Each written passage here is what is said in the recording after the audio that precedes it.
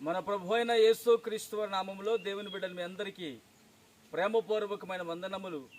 పరిశుద్ధ గ్రంథములో దేవుని వాక్యమును ధ్యానించుకుందాము.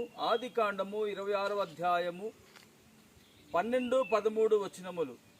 ఇస్సాకు ఆ దేశమందున్న వాడై విత్తనము వేసి ఆ సంవత్సరము నూరంతల ఫలము పొందెను. యెహోవా అతనిని ఆశీర్వదించిన గనుక ఆ మనుష్యుడు గొప్పవాడాయను. అతడు మిక్కిలి గొప్పవాడగు వరకు క్రమక్రమముగా అభివృద్ధి పొందుచూ వచ్చెను. ఆమెన్.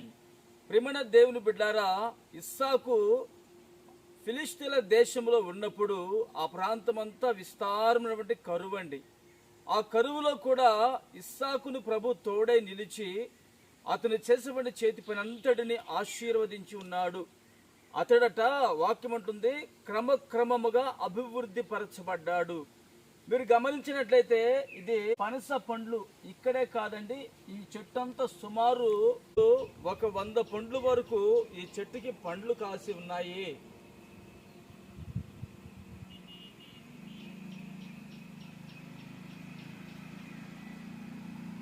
ఇది ఏ విధంగా క్రమక్రమముగా ఈ పనస పండు అనేది ఈ సైజులో కూడా వస్తుంది. అది క్రమక్రమముగా అభివృద్ధి పరచబడుతుంది. ఈ రోజున దేవుని బిడలుగా విశ్వాస జీవితంలో మీరు నడిపించబడుతున్నారు. మీరు చేసేటువంటి చేతి పనుల్లో, ఉద్యోగములో, చదువులో, అన్ని విషయముల యందు అనగా ఆత్మీయతలో కూడా క్రమక్రమముగా అభివృద్ధి పరచబడిన వారై ప్రభువు అనుగ్రహించినటువంటి ఆశీర్వాదములకు మీరు పాత్రులుగా ఎంచబడుదురుగాక. ఆమెన్. ప్రార్థన చేసుకుందాము. ప్రేమగల తండ్రి, పరిశుద్ధుడా, జీవాధిపతి, స్తోత్రం చెల్లిస్తున్నాము నాయన. ఇస్సాకు ఆ దేశమందున్న వాడై ఒక విత్తనం వేసి అతడు నూరంతల ఫలము పొందినట్లుగా వాక్యం అంటుండగా తండ్రి, అతడు నూరంతలుగా ఫలము పొందడానికి ఏ విధంగా క్రమక్రమముగా అభివృద్ధి పరచబడ్డాడో తండ్రి, ఈ విశ్వాస జీవితం నీ బిడ్డలో కూడా క్రమక్రమముగా అభివృద్ధి పరచబడుదురుగాక.